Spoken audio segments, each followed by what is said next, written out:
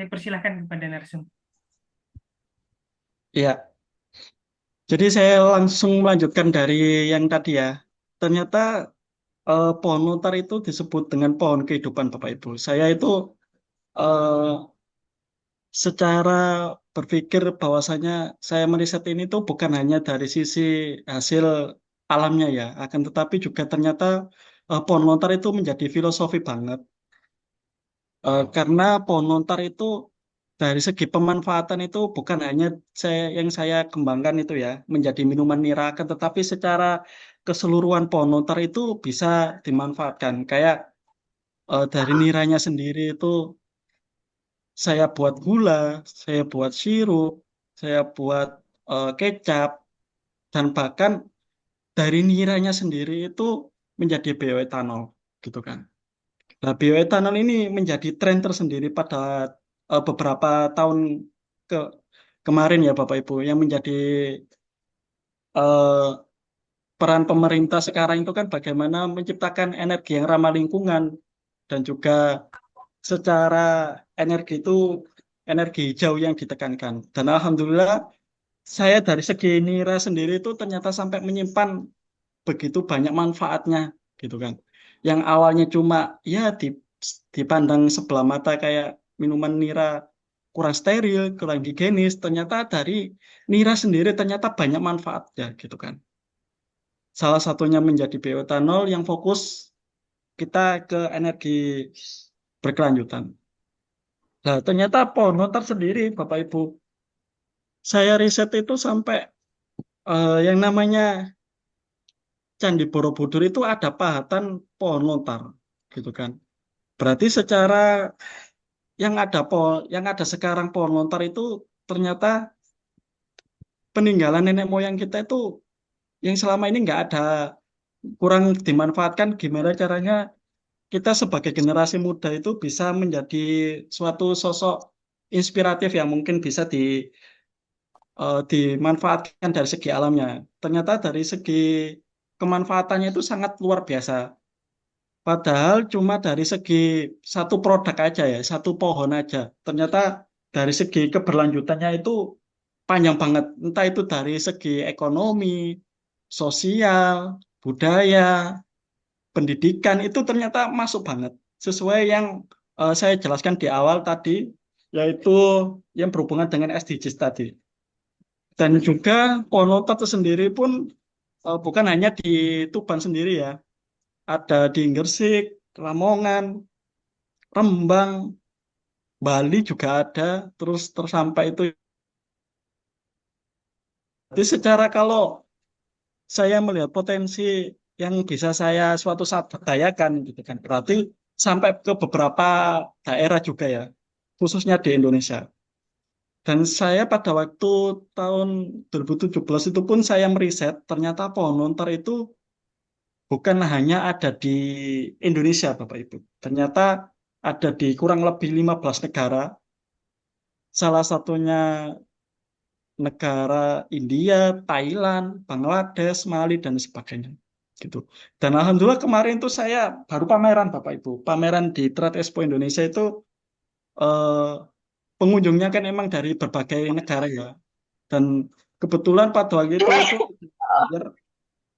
dari India, Bapak Ibu. Ternyata beliau bilang kalau di negara saya itu ada yang namanya palm tree ini, gitu. Tetapi selama ini nggak dimanfaatkan, gitu kan. Lah, beliau bilang kalau suatu saat kita bekerja sama-sama dalam segi pemanfaatan hasil palm palm ini gimana, gitu kan. Saya sangat terbuka dan melakukan kolaborasi. Bagaimana suatu saat itu saya bukan hanya di Indonesia, gitu kan. Makanya saya membuat brand Legend Internasional itu pun karena saya yakin kalau bahwasanya yang saya tekuni ini yang awal mula problem itu suatu saat bisa terbang ke beberapa negara termasuk di seluruh negara. Makanya ada internasional Bapak Ibu. Itu yang mau melatar belakangi saya sendiri gitu kan. Dan kemarin juga saya itu secara nggak sadar juga saya presentasi di hadapan orang India pada waktu diundang. DBS Foundation. Jadi saya itu ke sana di lantai 16. Beliau ketemu sama para direksi dan juga pimpinan pemilik Bank DBS. Ternyata salah satu pimpinan dari Bank DBS itu orang India. Jadi orang India itu bilang kalau di negara saya ini dimanfaatkan menjadi minuman eh, alkohol gitu bilang. Oh ternyata di Indonesia itu bisa dibuat gini ya gitu. Banyak manfaatnya gitu kan. Ada gula, ada sirup, ada minuman, ada anyaman dan sebagainya gitu. Beliau itu sangat mengapresiasi lah. Itulah yang menjadi prinsip saya sendiri. Bagaimana bisnis yang awalnya cuma problem di sekeliling saya itu bisa menjadi berkelanjutan dan sustainable. Untuk prinsip usaha berkelanjutan itu apa saja sih Bapak Ibu? Ternyata dari segi keberlanjutan itu yang pertama itu yang menjadi titik poin kita itu problem Bapak Ibu. Jadi problem ini gimana di sekeliling kita itu kita harus bisa menciptakan suatu terobosan yang dimana terobosan ini bisa memberikan impact kepada masyarakat dan bisa bermanfaat bagi sekeliling kita gitu. Dan alhamdulillah saya pribadi sudah memberdayakan kurang lebih 130 petani lontar dan ibu-ibu yang selama ini belum tersentuh sama sekali gitu kan pohon lontarnya. Dan juga dari sisi pemberdayaan masyarakat saya itu juga berkolaborasi dengan Yayasan Yatim Mandiri dan juga Universitas Airlangga dari segi untuk kiranya kita membutuhkan riset. Ya mungkin dari Asosiasi Penelitian Studi di Kalimantan ini suatu saat membutuhkan riset juga, kami siap berkolaborasi ataupun kerjasama ya tentang lontar ini karena bukan hanya di Jawa Timur aja pohon lontar itu, ternyata ada di eh, beberapa beberapa daerah juga NTT, NTB, termasuk Makassar juga ada. Mungkin nanti di Kalimantan mungkin ada yang ketemu, mungkin kita siap berkolaborasi gitu. Nah, dari sisi pemberdayaan, terus juga sumber daya alam pedesaan, alhamdulillah dari pohon lontar itu sendiri saya sudah memanfaatkan dari kekayaan alam itu sebanyak 3.000 pohon, bisa dibuat berbagai produk turunan dan juga inovasi bioetanol itu yang saya kembangkan. Terus dari sisi pertumbuhan pendapatan, untuk mengentaskan kemiskinan, alhamdulillah saya juga sudah dari 200 warga desa di daerah Tuna Tuban itu kami kolaborasikan, entah itu dari sisi niranya, entah itu dari sisi daunnya, entah itu dari sisi bioetanolnya, alhamdulillah dari suatu terobosan inovasi itu ternyata memberikan impact yang sangat luar biasa, Pak Pris. Nah, ini beberapa produk turunan dari Legend Trend sendiri. Ada anyaman, ada juga kecap, ada gula, ada nira, dan sebagainya. Seluruh ternyata dari satu problem itu ternyata semua inovasi itu bisa dikembangkan, Bapak Ibu. Entah itu dari limbahnya sendiri, itu bisa diolah semua. Ternyata yang awalnya dari problem aja itu bisa memberikan impact yang sangat luar biasa. Kalau kita benar-benar serius dalam mendalami dari problem tersebut. Dan ini limbah nira itu ketika panen berlebih kita bisa memanfaatkan buat bioetanol yang saya kembangkan. Jadi bioetanol ini harapan kami juga mengurangi dari LPG ya Bu, Bapak Ibu. Jadi bisa dibuat kompor, gas gitu kan. Yang semuanya itu dari nira juga.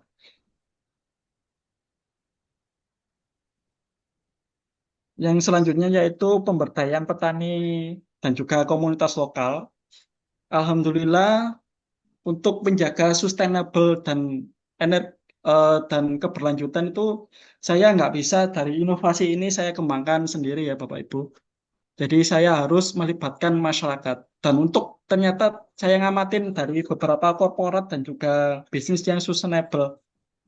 Ternyata kita harus melibatkan masyarakat dalam inovasi kita. Jadi alhamdulillah saya pribadi dan juga tim itu melibatkan dari segi pemberdayaan Dan juga kita tuh melatih para petani bukan hanya dari sisi pembuatan nira dan juga membuat gula, akan tetapi kita juga memperhatikan yang namanya eh, kesejahteraannya para petani gitu. Jadi saya berkolaborasi dengan Yayasan Mandiri untuk dari segi pemberdayaannya itu biar berimpact ya kepada masyarakat gitu kan. Entah itu dari segi ntar regenerasinya anak-anaknya siapa sih ntar yang deres Mira gitu kan. Itu saya sampai memberikan pelatihan-pelatihan semacam itu. Jadi ada program pemberdayaan juga, baik itu bapak-bapak, ibu-ibu, dan regenerasi anak-anaknya saya siapkan semua. Jadi ada program-program yang saya desain sekarang itu gimana dari inovasi problem bisa sustain hingga anak cucu kita nanti. Dan juga secara manfaat itu berimpact banget kepada masyarakat. Itu tujuan eh, Legend Trend berdiri. Karena kita kalau membuat inovasi tanpa melibatkan masyarakat kan ibaratnya ya kurang berimpact lah, kurang berarti. Makanya dari segi inovasi ini gimana caranya saya itu memberikan manfaat yang sangat berlebih kepada khususnya masyarakat yang awalnya menjadi problem. Tuh. Untuk sama universitas juga kita berkolaborasi dari segi pemasaran Bapak Ibu. Jadi mungkin sekarang kan eh, Gen Z ini kan belum tahu yang namanya pohon lontar, belum tahu yang namanya minuman legen, minuman nira itu apa. Lah itu yang tantangan kita ke depan. Makanya saya membuat program kolaborasi ini harapannya dari produk kami itu ya diterima di masyarakat, dinikmati semua masyarakat, dan generasi kita itu tahu, oh ternyata pohon lontar itu ini. Minuman legen itu ini. Manfaatnya seperti ini lah. Itu yang kita mengajak generasi kita tuh agar tetap mencintai produk-produk lokal dan juga harapannya bisa lestari hingga anak cucu kita nanti gitu. Itu harapan kami. Nah, dari sisi dampak sosial dan lingkungan itu sangat besar Bapak Ibu. Ternyata dari yang awalnya saya meriset hanya nira yang cuma di pinggir jalan, yang mungkin masyarakat itu pengen beli legen atau nira eh, yang steril kayak itu kayak gimana gitu kan. Nah, itu yang menjadi poin penting ketika saya riset itu ternyata dari segi satu problem aja menimbulkan banyak berbagai solusi gitu kan. Khususnya dari segi ekonomi, sosial, budaya, dan juga pendidikan. Dari segi masyarakat sendiri pun akhirnya oh ternyata minuman legan yang benar-benar legan itu seperti ini ya gitu. Itu yang saya temui ketika produk kami itu sudah mengantongi BPOM, halal, ISO, dan juga HACCP untuk izin ekspor itu. Oh ternyata ini ya, karena selama ini kalau beliau beli itu mesti kayak ada rasa was-was Bapak Ibu. Jadi saya beli ini asli atau palsu ya gitu. Itu yang saya setiap hari itu keluhkan. Mas cari yang legen asli itu seperti apa sih gitu. Yang cari legen yang bisa menyembuhkan berbagai penyakit itu yang seperti apa sih gitu kan. Nah ternyata ketika yang awalnya problem yang saya temui itu tadi cuma ya legen di pinggir jalan nggak ada legalitasnya, nggak ada labelnya, mereknya pun merek Aqua, merek Club gitu kan. Itu beliau sangat khawatir dengan adanya itu. Makanya saya membuat terobosan itu harapannya dari sisi lingkungan juga terjaga, pemanfaatan alamnya tetap lestari gitu kan. Dan dari segi ekonomi pun memberikan impact, dari segi lingkungan juga memberikan manfaat, dan khususnya petani yang selama ini menjadi problem karena nggak ada yang mau membeli dari hasil kekayaan alamnya itu, Bapak Ibu. Dan itu yang membuat kami itu bisa sustain dari tahun 2016 baru jalan, tapi risetnya 2003 itu, dan sampai sekarang itu peminatnya sangat luar biasa. Apalagi kalau kita memasuki untuk pasar ekspor itu ya. Karena dari segi value produk itu sangat luar biasa ya. Karena saya melihat itu dari segi kesehatan itu angka diabetes itu setiap tahun itu eh, mengalami kenaikan Bapak Ibu. Jadi angka diabetes di Indonesia sendiri pun mempuncaki tertinggi. dan itu nomor 5 di dunia. Bisa bayangin nggak Bapak Ibu ketika kita setiap hari minum makanan, makan minum itu mengandung gula gitu kan. Apalagi kalau yang saya temui minuman dalam kemasan itu kan rata-rata gulanya itu ngeri-ngeri. Di atas 25% gitu kan, 25 gram itu sekali minum aja ngeri. Gimana nggak kena diabetes gitu kan. Orang Indonesia kan minumnya kan gitu-gitu. Makanya saya berani eh, luar biasa itu kan karena value dari produk saya itu meskipun manis akan tapi zero sugar gitu kan. Itu yang sangat luar biasa itu. Makanya dari segi turunan dari produk dari pohon lontar ini bisa diturunkan kayak membuat gula, membuat apapun itu tetap rendah gula semua. Dan itu sangat besar banget potensinya. Yang awalnya cuma ya biasa-biasa ya kayak gitu. Lah ini dampak sosial yang sudah saya lakukan di beberapa daerah dan juga beberapa instansi baik itu pemerintah, BUMN dan sebagainya itu banyak banget. Kalau jenengan search di Google itu ya sudah keluar semua mungkin kegantaran dan beberapa media itu sudah meliput kami bahwasanya pohon lontar itu ya mungkin itu tadi ya kayak dipandang sebelah mata. Bahkan saya tuh pernah ada kejadian Bapak Ibu. Kejadian ini yang membuat eh, masyarakat itu terbuka. Jadi saya itu pernah sampai berurusan dengan kepolisian karena pada waktu itu ya menganggap ya minuman nira ini ya minuman yang memabukkan kayak gitu kan. Nah, akhirnya pada waktu itu ya saya jelasin bahwasanya produk kami itu sudah menjadi ikon ya, ikon di Jawa Timur khususnya di Gresik dan Tuban itu. Beliau, Bu Gubernur tuh sampai pernah sudah mengendoskan produk kami di beberapa televisi kayak TV One, JTV, dan lain sebagainya. Akan tetapi sama pihak oknum-oknum yang kayak belum tahu nira itu ya menganggap ya kayak sebelah mata gitu kan. Ya kayak minuman bukan padahal kalau dari segi manfaatnya itu luar biasa gitu kan. Itu sampai berurusan dengan kepolisian Bapak Ibu. Jadi produk-produk saya itu dibawa semua pada waktu pengiriman itu. Ya udah nggak apa-apa gitu kan. Langsung saya besoknya tuh berurusan dengan beliau bahwasanya saya tunjukkan semua sertifikat dan juga saya itu pernah membawa nama harum Indonesia tingkat ASEAN dan Korea. Jadi secara prestasi itu sudah sampai sana akan tetapi di Jawa Timur tuh masih kayak dipersulit kayak gitu. Itu pasti ada aja hambatan ketika kita memecahkan problem-problem di masyarakat kan. Dan kembali lagi gitu kan kepada niat kita. Tujuannya kita itu membuat inovasi itu apa gitu kan. Kita pasti Bapak Ibu nanti dihadapkan ketika membuat inovasi ini tuh pasti ada rasa capek ya Bapak Ibu gitu kan. Nah, kembali lagi saya pada waktu itu saya bertanya-tanya kepada diri saya, apa sih tujuan saya untuk membuat inovasi ini gitu kan.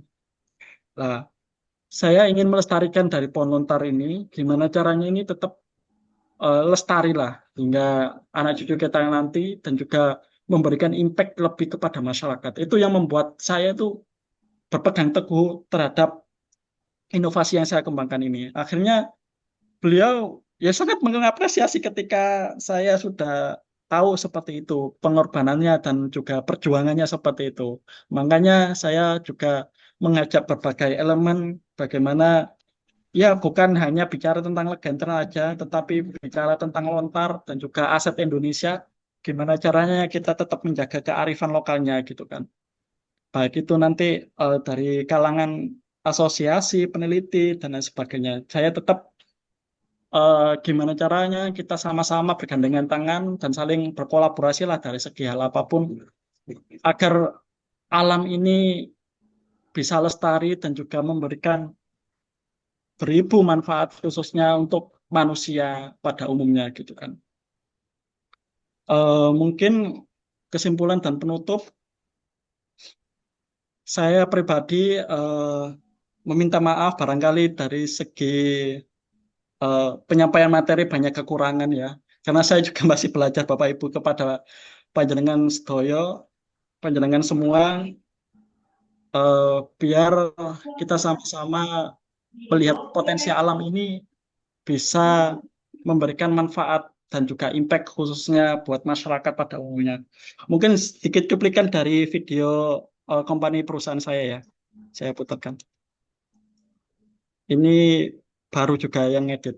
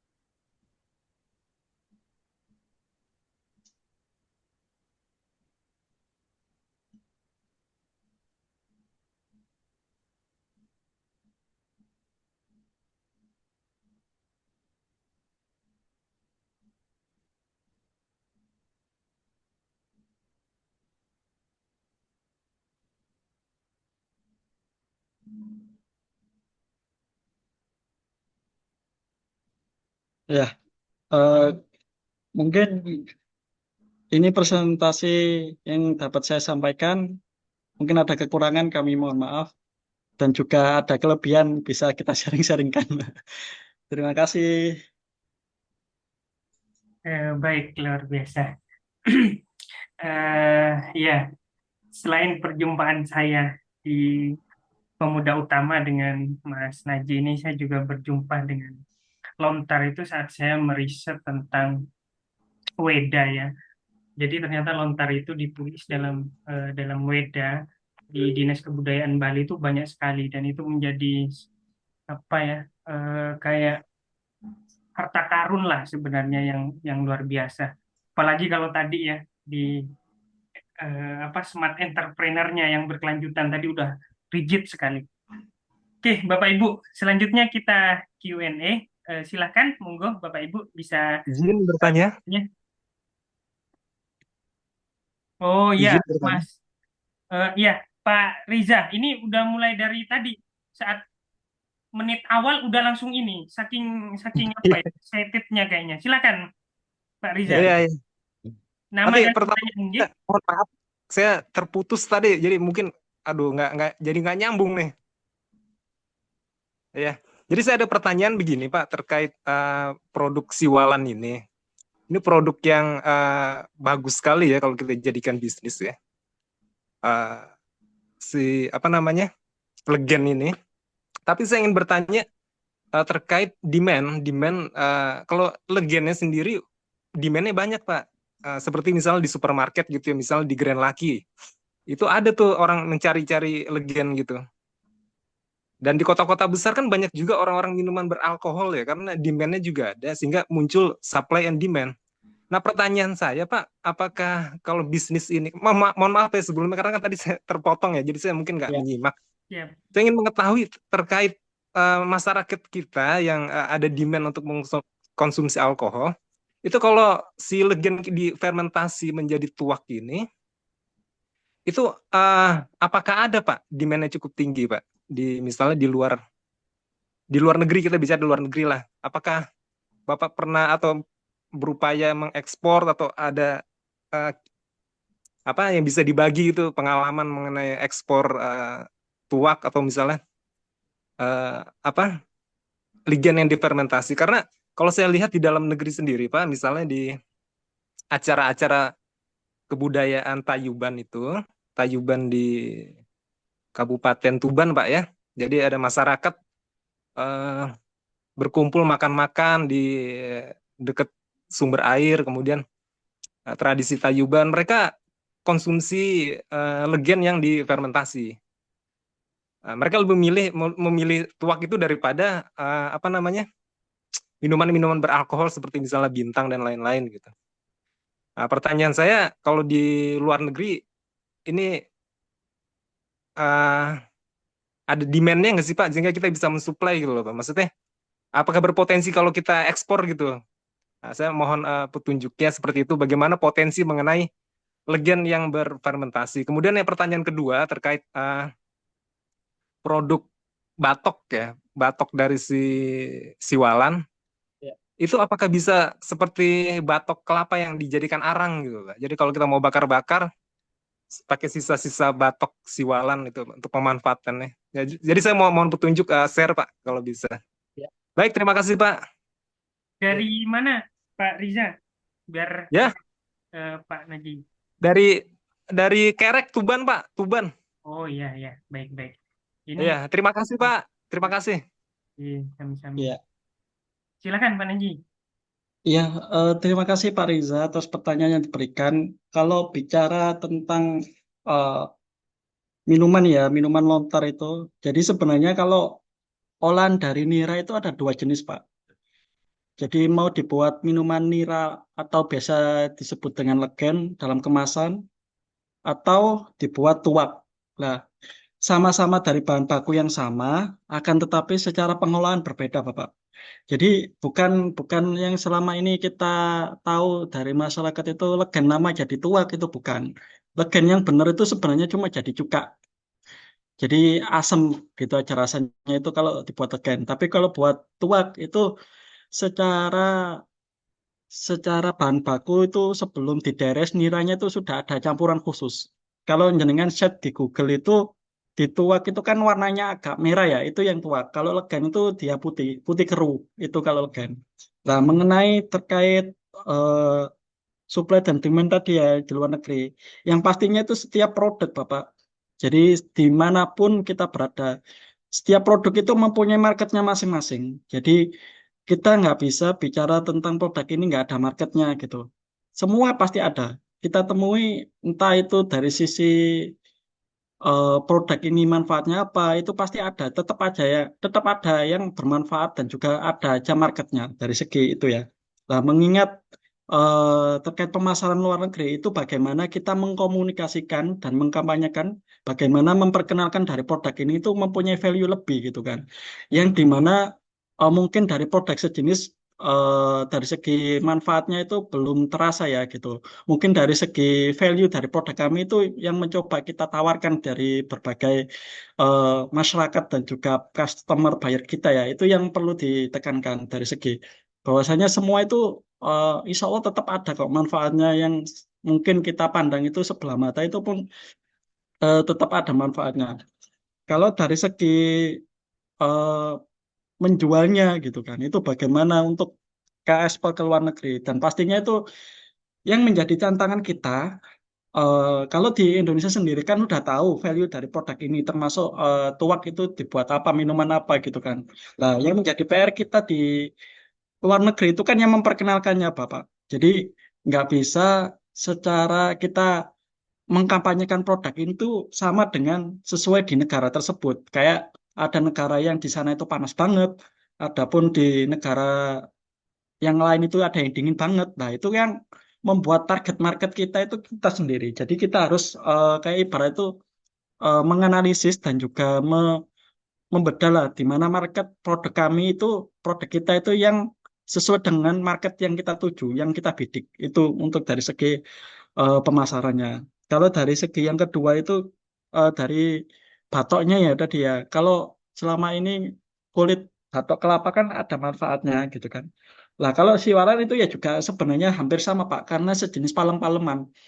Kalau di Gresik sendiri kan ada namanya itu kulit siwalan itu kan dibuang-buang gitu kan. Itu juga sebenarnya bisa dimanfaatkan. Dimanfaatkan eh, dari segi kulitnya itu bisa dibuat batok, buat ini apa namanya? Briket namanya itu kan. Lah briket ini ternyata dari studi riset teman saya itu ternyata sangat luar biasa dari kulit siwalan ini. Ternyata dari kalau selama ini briket-briket itu kan tetap asapnya itu masih mungkin bicara asap itu masih ada baunya lah. Nah, ternyata dari lontar ini ada value yang dimana value itu kayak ada ciri khasnya sendiri gitu. Mungkin dari setiap produk kan mempunyai ciri khas dan itu yang membuat kita itu gimana caranya dari value itu kita tawarkan gitu bahwasanya briket ini tuh berbeda dengan briket-briket pada umumnya gitu kan. Dan untuk menjaga sustainable-nya kita kan harus menjaga ya ibaratnya supply-nya juga bahan bakunya lah itu kan harus kita perhatikan untuk gimana produk kita itu tetap bisa bersaing dengan produk-produk sejenis yang di pasaran. Itu sih Bapak, mungkin sedikit saya jawab. Terima kasih, Pak. Pak Riza. Ji, sama-sama Pak Riza. Baik, dari Pak Riza kita lanjut ke Bu Ana. Silakan Bu Ana. Ya, terima kasih Pak Novel dan Pak Nazi. Saya dari Cirebon, Pak Nazi.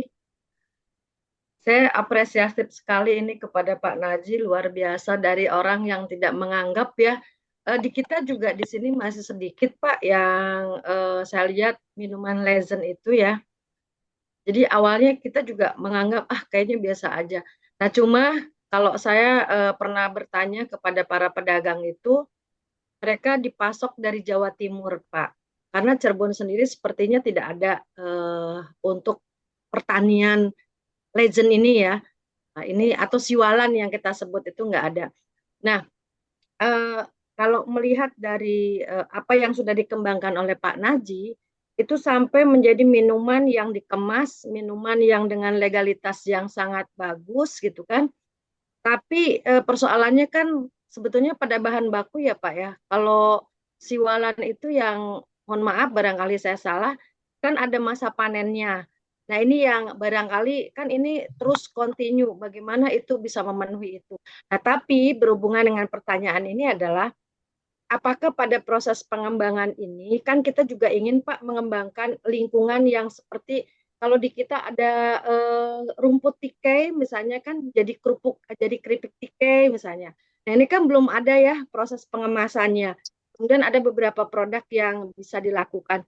Tapi apakah Pak Nazi ini pertama kali dalam pengembangan ini sudah langsung kepada petani, gitu ya, pengembangannya, jadi langsung sudah tahu bahwa ini adalah agar mendapatkan bahan baku secara kontinu, berarti kan berhubungan dengan petani, ataukah memang baru pemberdayaan itu dilakukan, Pak? Ini itu yang mungkin yang menjadi problem biasanya kami pada saat kami mau melakukan pemanfaatan hal-hal yang dianggap kecil itu, dan inginlah kami seperti Pak Naji terus terang, wah luar biasa, menjadi pionir Pak Naji. Ya, terima kasih Pak Iya, Ibu. pertanyaannya. Ya, ya silakan Pak Naji. Dari Terima kasih Bu Ana, salam kenal. Eh, Terkait mengingat itu pasti setiap perjalanan pasti ada problem Bapak Ibu. Jadi entah itu secara teknis atau non teknis itu pasti ada problem. Dan juga dulu awal awal saya merintis juga pun saya berangan-angan terhadap itu karena kalau selama ini minuman Legend itu kan kayak ada dua musim. Jadi musim kemarau dan juga musim penghujan. Nah, musim kemarau ini di mana Legend ini malah banyak-banyaknya keluar gitu kan. Banyak-banyaknya ibarat kayak air itu kayak air keran. Banyak banget gitu kan. Kayak musim panas. Malah sebaliknya ketika musim penghujan malah air nira ini nggak keluar gitu. Nah, saya meriset itu. Ternyata kalau dari segi riset ternyata ternyata nira pohon lontar ini value-nya sangat luar biasa. Nah, menindaklanjuti terhadap itu, saya itu bahkan pada waktu itu saya ada yang bertanya terhadap itu juga Bapak Ibu. Jadi, produk musiman gitu kan. Nah, akhirnya saya membuat terobosan kayak dari segi saya belajar dari ilmunya Coca-Cola tadi kan. Itu kan sebenarnya dari alam juga kalau saya amat-amatin. Kayak dari biji koka dan sebagainya itu kan dari alam juga. Dan kok bisa sampai mendunia gitu kan. Itu yang saya pelajari. Dan ternyata di dalam bahan baku tersebut nir ataupun biji koka termasuk niranya juga ternyata itu nira ketika musim kan banyak banget Bapak Ibu. Itu ini saya pemberdayaan itu masih belum satu desa Bapak Ibu. Jadi hanya beberapa orang saja. Dan itu secara bahan baku kalau diprediksi saya itu 5 tahun nggak ada habisnya, nggak habis. Dari segi 10 orang aja. Dan itu belum desa-desa yang lain kayak desa tersebut ada eh, berapa ratus orang itu punya pohon lontar sendiri-sendiri gitu. Dan itu belum desa sebelah lagi, belum lagi kecamatan, belum lagi kabupaten. Itu sudah menunggu semua sebenarnya.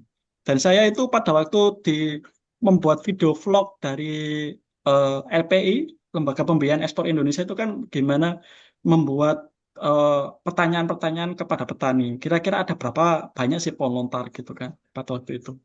Dan saya riset tuh beliau bilang itu sampai jawabannya itu tak terhingga gitu.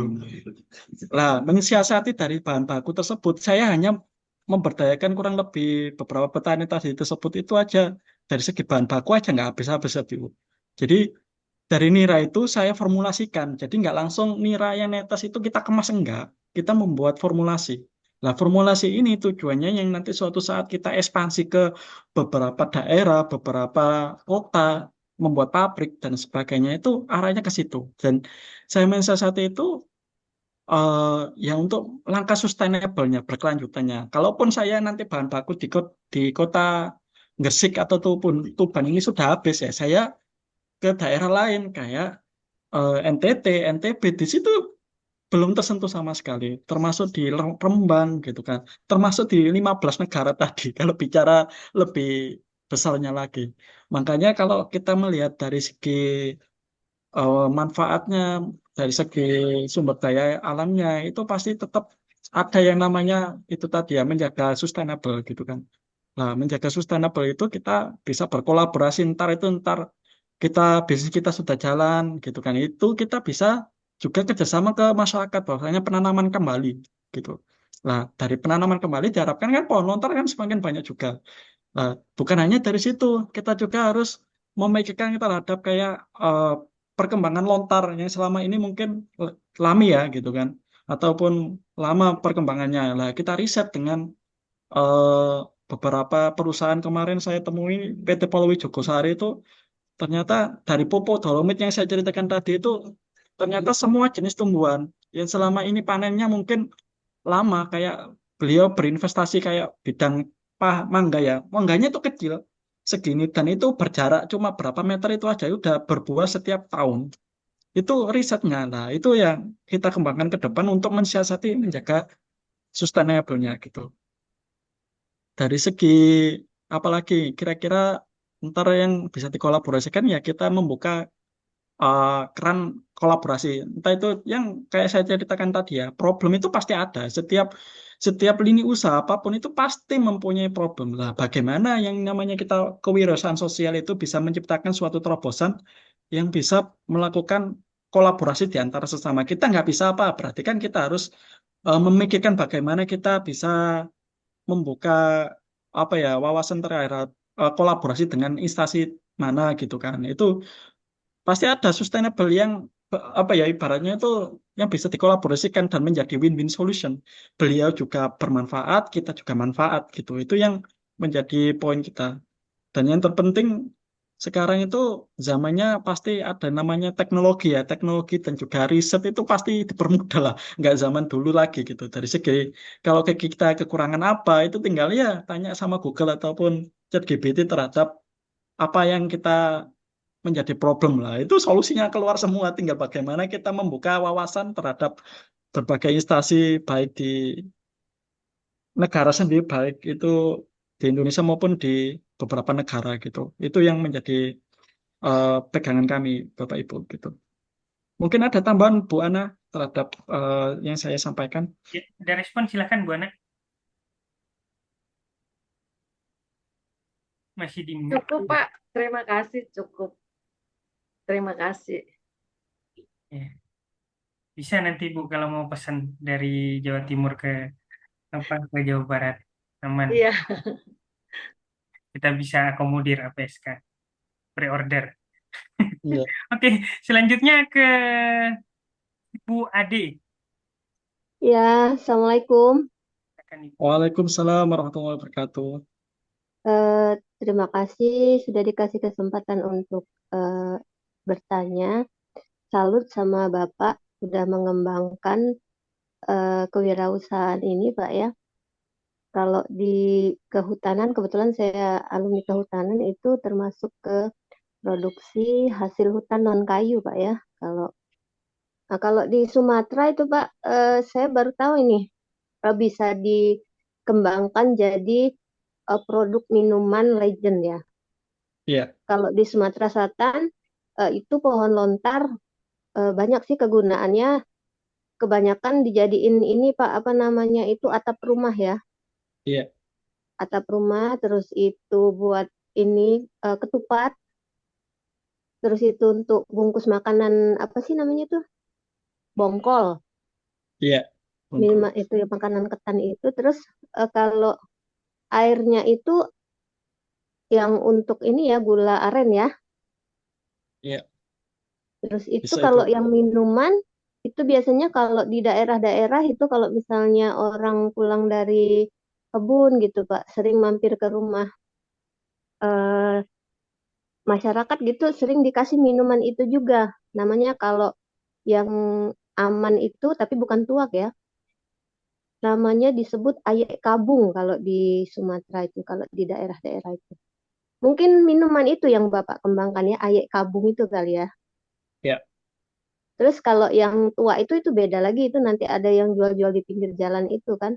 Nah, pertanyaannya satu, pada saat Bapak memulai membuat minuman ini, berarti Bapak pakai pohon lontar alam ya, bukan budidaya iya. ya, belum ada budidayanya ya, atau gimana? Ya belum Masih ada, Bu. Sudah masih pohon karena alam ya? iya alam. Oh ya, masih pohon alam berarti belum budidaya. Terus yang kedua, produksi minuman legend itu Pak, ini enggak apa namanya, eh, produksinya rumahan atau butuh kayak lab gitu, lab kimia gitu kan? Karena kan ada, kayak ada bioetanol tadi kan menghasilkan bioetanol. Nah itu harus ada lab sendiri atau bisa produksinya rumahan gitu. Nah terus yang ketiga pertanyaannya ini agak sulit. Eh, Sebenarnya yang tahu minuman itu yang apa namanya istilahnya yang aman itu kan, yang istilahnya kalau di sini tuh ayek kabung, itu jarang yang ini loh Pak, jarang ada yang tahu gitu, ya kan? Ya. Terus bagaimana sosialisasinya Pak? Maksudnya edukasinya ke masyarakat gitu bahwa ini minuman ini bermanfaat gitu untuk kesehatan, bukan seperti pandangan-pandangan negatif bahwa itu tuh kayak tua gitu Pak. Maaf sebelumnya ya. Ya. Karena ini kan produk ini kan harus kita perkenalkan kan supaya masyarakat itu bisa menerima gitu. Jadi kita memasarkannya ke masyarakat itu kalau bisa ke depannya kan menggantikan minuman-minuman yang kompani kayak Coca-Cola itu kan. Ah gitu Pak, itu aja Pak. Maaf Pak kalau kebanyakan. Oke.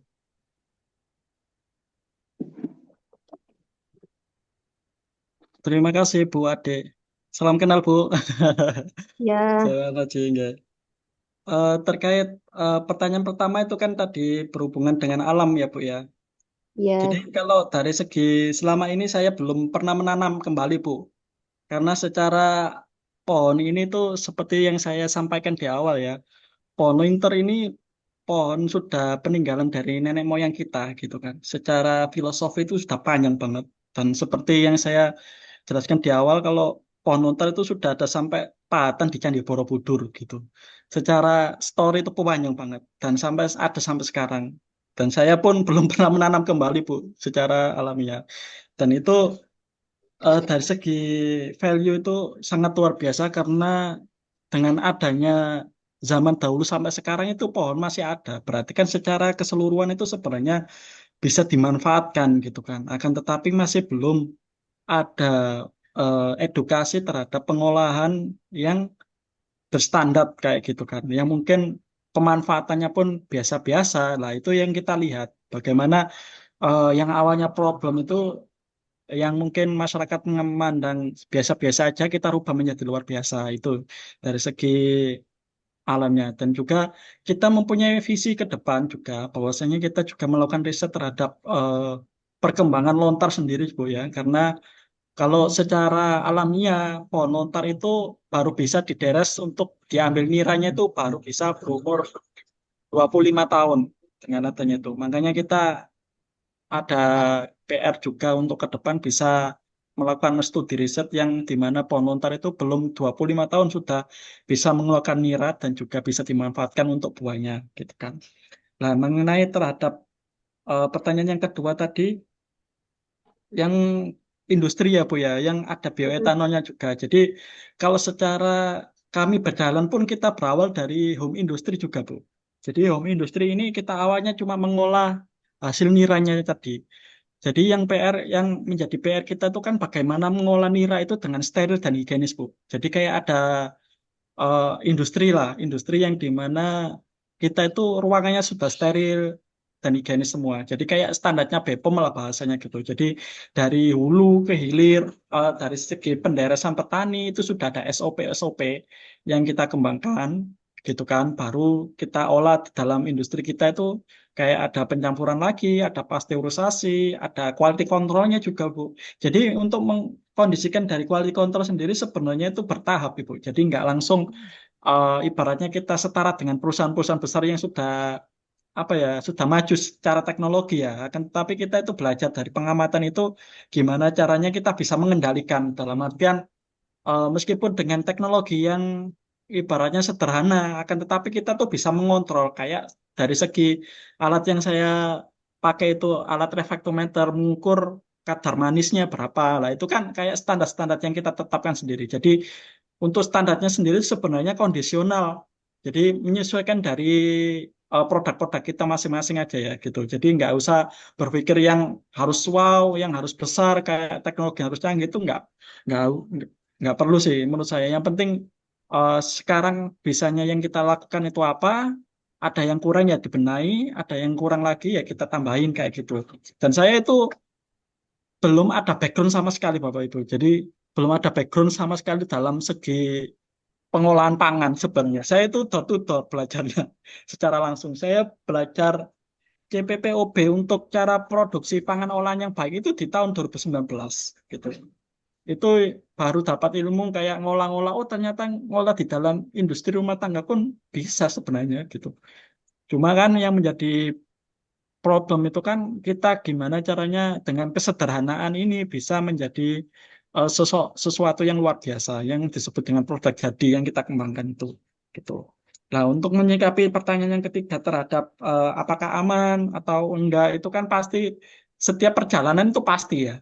Kalau kita dihadapkan dengan suatu problem karena wirausaha itu atau kewirausahaan sosial itu pasti yang namanya problem itu kayak makanan sehari-hari ya yang nggak bisa kita hindari. Kalau kita bicara problem, ya itu menjadi problem. Kalau kita menjadi pembelajaran, ya pasti bicara akan menjadi pembelajaran kita sendiri untuk upgrade diri.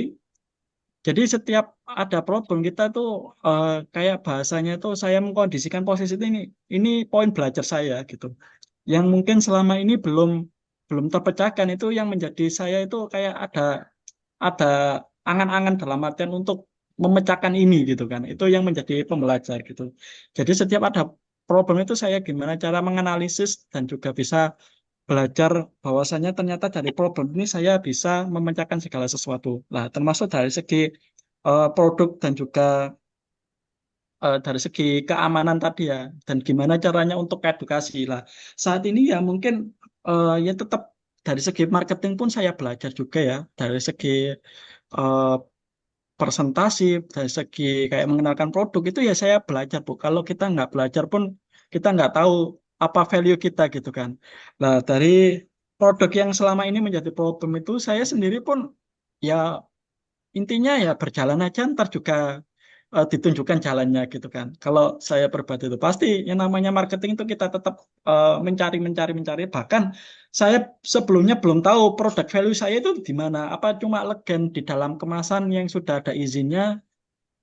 Terus apa bedanya dengan legen yang nggak dikemas gitu kan yang di pinggir-pinggir jalan lah. Itu pasti gitu kan. Kita kan harus bisa menganalisis antara produk yang sebelumnya dengan produk yang setelah kita kemas gitu kan. Itu pasti ada sosok value yang bisa kita angkat. Nah, itu dari sisi aja kita sudah menggarisbawahi bahwasanya kita pertama dan satu-satunya yang sudah bersertifikat lengkap gitu kan. Baik itu BPOM, halal, ISO 91 untuk manajemen mutu, dan juga untuk HACCP-nya untuk izin ekspor itu secara value itu kita sudah menang segala hal, dan juga belum lagi dari segi manfaat produk ya yang kita tawarkan, yaitu rasa manis akan tetapi nol gula, dan itu menjadi trending di berbagai negara, dan itu menjadi solusi banget ketika kita tetap menginginkan minuman gula akan tetapi solusi untuk diabetes gitu kan, nggak takut akan manis lagi lah. Itu yang value yang mungkin nggak bisa ditiru dengan produk-produk sejenis. Itu sih Bu kalau jawaban saya. Terima kasih Bu Ade.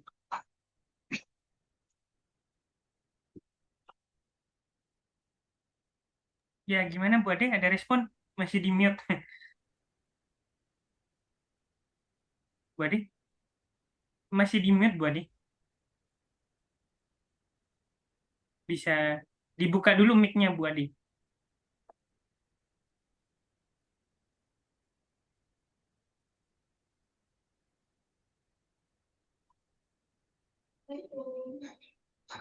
Maaf Pak, tadi kemati. Ya, ya. Jadi gini ke depannya, prospek ke depannya maksudnya Pak ya.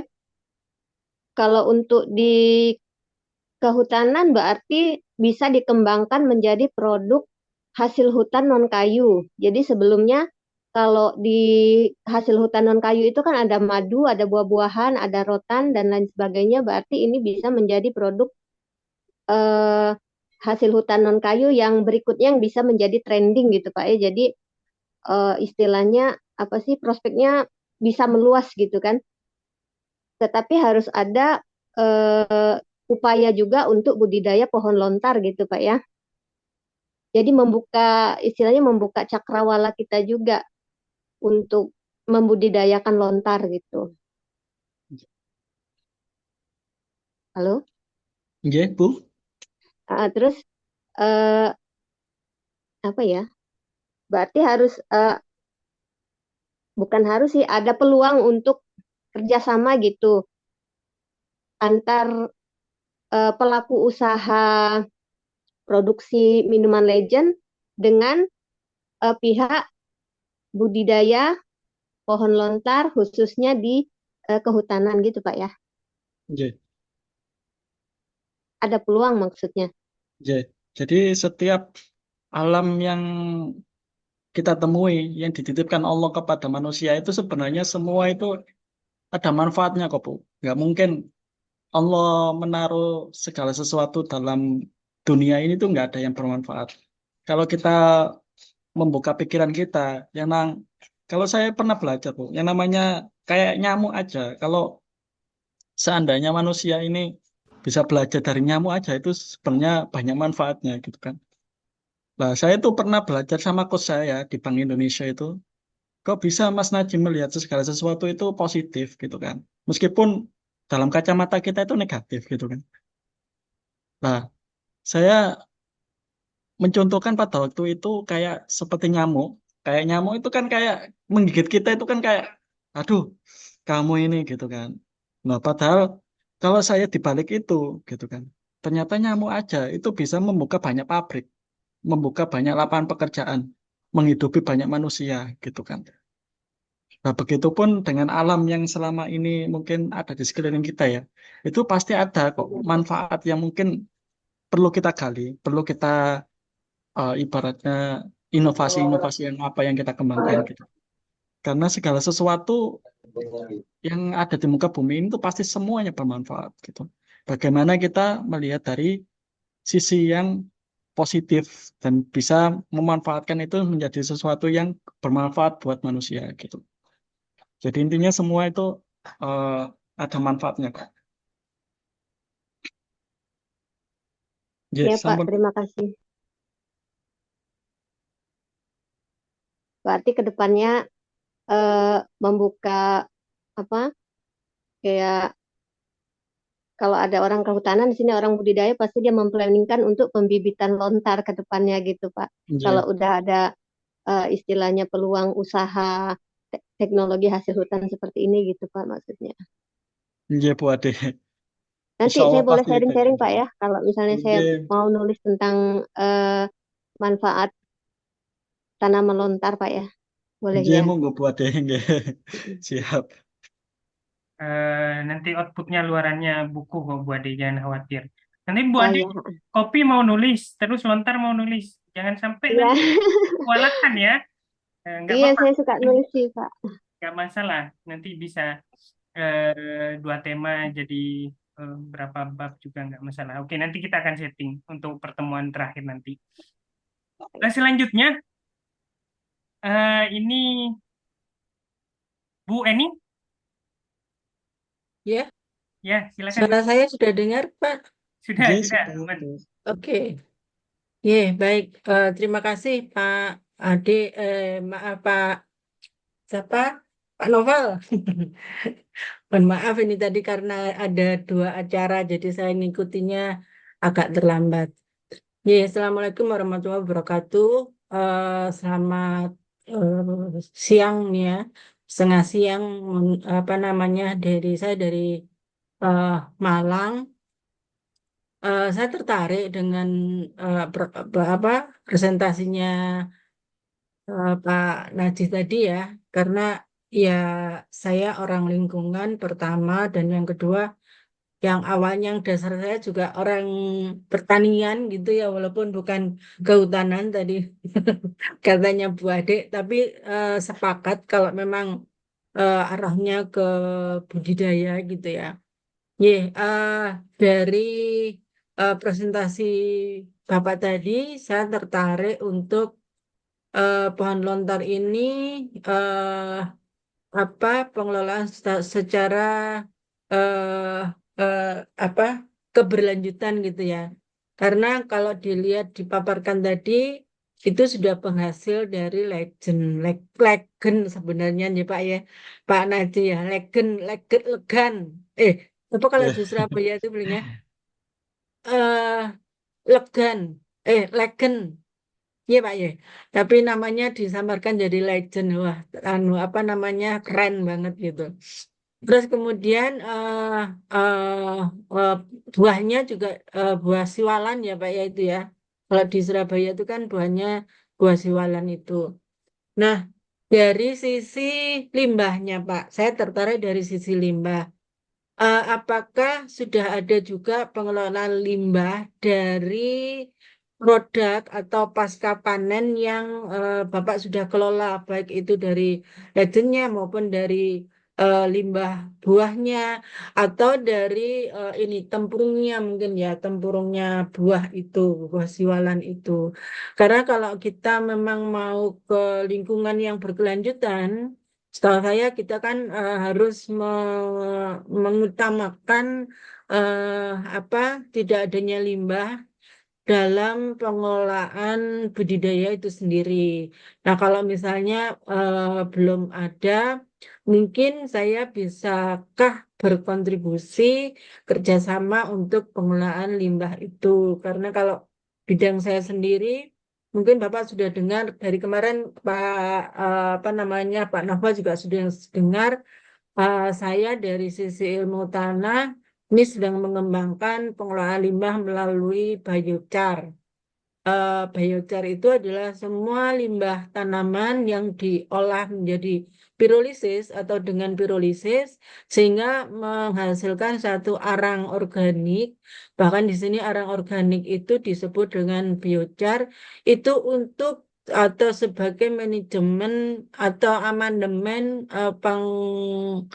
amandemen perbaikan sifat fisik tanah, sifat-sifat tanah untuk menjadi tanah yang sehat gitu. Nah, karena ini di hutan, mungkin banyak yang kita bisa dapatkan kalau kita mau pengelolaan limbah dengan biochar, baik itu limbah tanaman, kemudian limbah daun, kemudian apapun dasarnya limbah itu bisa kita kelola dengan biochar dan apa namanya pirolisisnya itu pembakaran sempurna itu.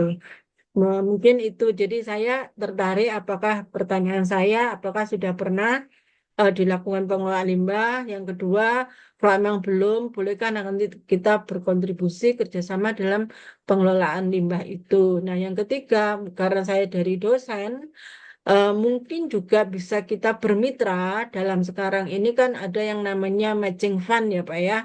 Matching fund itu adalah hibah dari Dikti untuk pendanaan dengan mitra yang sudah menghasilkan produk. Tapi kalau misalnya eh, mau berkontribusi ya dalam hal dana boleh, kalau enggak ya kita berkontribusi dalam atau bermitra dalam pengusulan proposal matching fund atau hibah pendanaan. Mungkin kalau dari teman-teman yang dosen paham ini, saya lihat ini berpeluang sekali, apalagi ini di Jawa Timur ya Pak Najih ya, Nggih, di leres Ibu. Tuban ya, di Tuban ya. Di Nah ini Gresik kan kan, dekat, kenapa? di Gresik. Oh di Gresik, apalagi di Nggih. Gresik ya, dekat dengan dekatlah dengan Surabaya ya, dekatlah dengan Malang walaupun melalui Surabaya gitu ya. Kan Nggih. jalan tolnya sudah ada. Seperti itu Pak. Mohon apa jawabannya dari dua dua pertanyaan saya tadi. Terima kasih. Nggih, Ibu. Bu Eni, terima kasih Bu atas pertanyaannya. Jadi sekilas saya mendengarkan dari pertanyaan Ibu dari segi pengelolaan limbah gitu. Ya, Ya, Alhamdulillah kalau dari industri kami sebenarnya kalau dari limbah itu kita tidak ada Ibu terkait dari hulu hilirnya itu. Karena segala sesuatu dari nira itu ternyata semuanya bisa dimanfaatkan Ibu. Kayak dari segi minuman nira lontar yang sudah lama ataupun sudah agak basi itu pun kita manfaatkan menjadi cuka kalau di industri kami. Jadi ada cuka juga dan juga kalau dari segi niranya sendiri kita diolah menjadi bioetanol tadi, Bu. Jadi dari secara lingkungan itu kita concern banget sih, Bu, kalau dari segi kami. Karena dari segala keseluruhan dari pohon lontar termasuk nira itu ternyata semuanya dimanfaatkan gitu, bisa dimanfaatkan gitu kan. Makanya pohon lontar itu tadi yang saya jelaskan di awal bahwasanya pohon lontar itu pohon kehidupan gitu kan. Dari segala hulu hilirnya baik dari pohonnya, batangnya, akarnya semua dari niranya, buahnya, bahkan kulitnya itu kalau seandainya kita terbuka itu bisa dimanfaatkan semua itu gitu. Dari secara garis besar limbah itu masih belum belum ada kita gitu. Mungkin ada pandangan lain terkait Ibu terhadap pengelolaan limbah tersebut gitu. Karena di industri kami pun tidak menimbulkan limbah sih Bu itu. Itu. yeah. Oh ya, mungkin saya terlambat tadi ya. Dari pengolahan limbahnya itu eh, salah satunya sudah dilakukan dengan bioetanol tadi ya. Injalers. Yeah. Ya, eh, saya belum lihat ke lapangan sih. Apa kalau memang sudah lontar ini menjadi pohon yang zero waste gitu, jadi sudah tidak ada limbah lagi. Ya, alhamdulillah. Tapi dalam pengelolaan limbah yang saya tanyakan itu sudah ada, Mbak belum ternyata di sini dikelola sebagai bioetanol. Ya, kemudian kalau yang saya tawarkan itu adalah menjadi karang organik atau biodar itu. Kalau itu mungkin bukan dari lontarnya, tapi dari limbah yang lain gitu mungkin itu bisa juga. Atau kalau memang belum belum tahu, sudah pernah melihat biochar atau belum, Pak Naji? Biochar sudah pernah mendengar atau mungkin pernah lihat, Pak? Yang apa Ibu? Mohon maaf, suaranya Biochar. agak kecil Ibu. Biochar. Oh, belum Ibu. Oh, Biochar. belum ya. Ya, Belum. Ya. ye.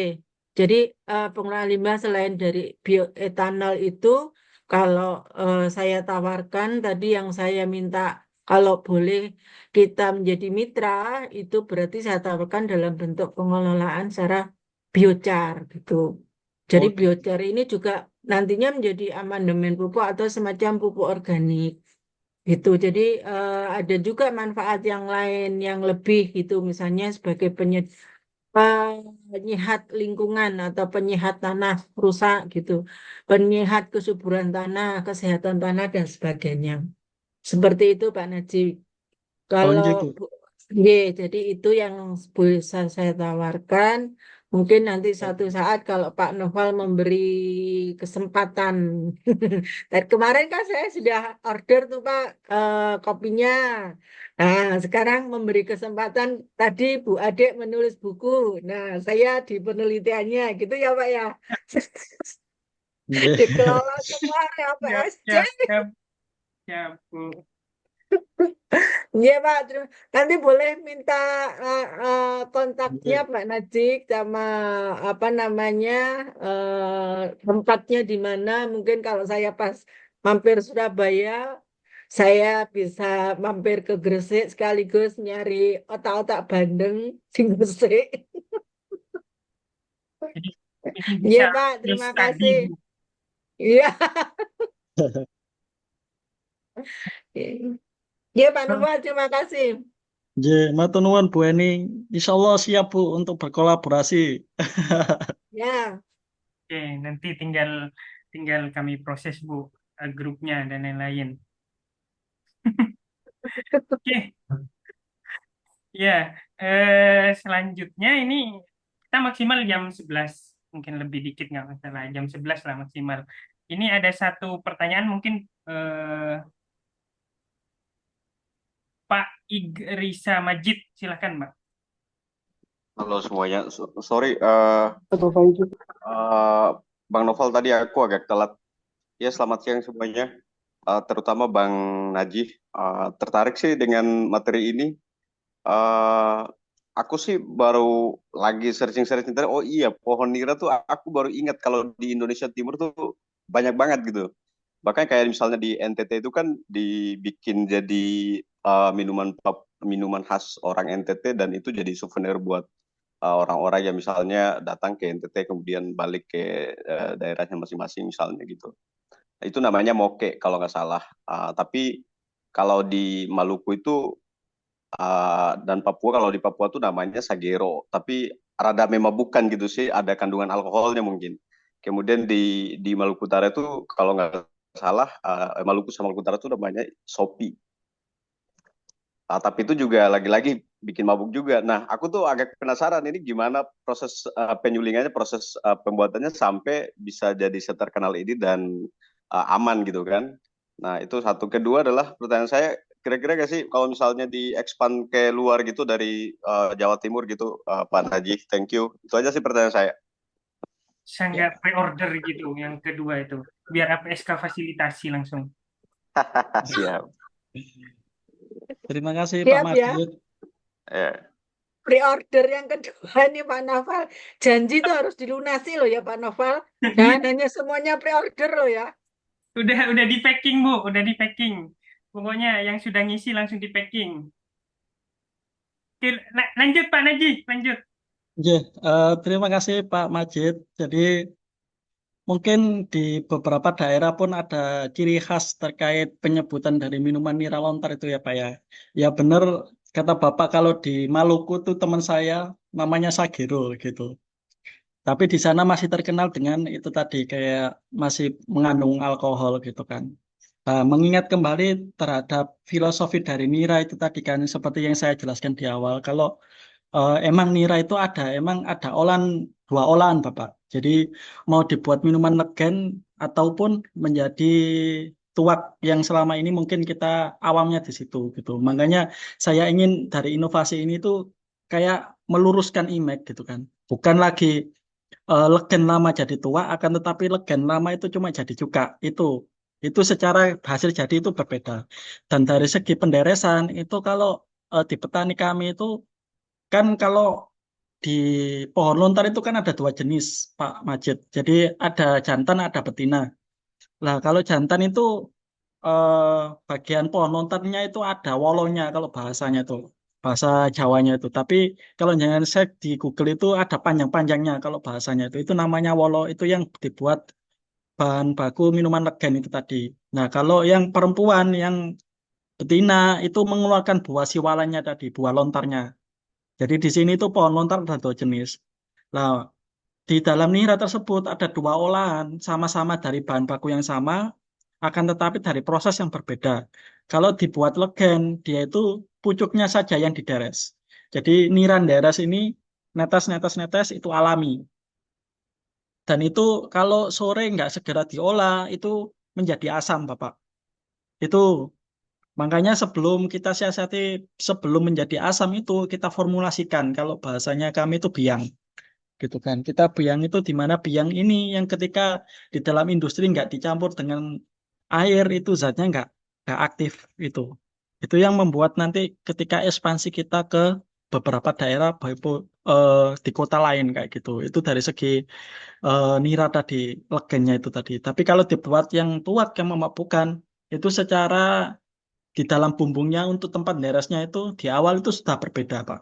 Jadi kalau bahasa petani kami itu dicampurin babakan namanya. Nah, babakan ini terdiri dari kayak kulit juwet, kulit mahoni, dan lain sebagainya gitu. Dan cara penderesannya ketika zat ini di dalam dibawa ke atas, itu zatnya eh, penderesannya itu panjang-panjang. Kalau wolonya itu kan yang tadi legen cuma pucuknya.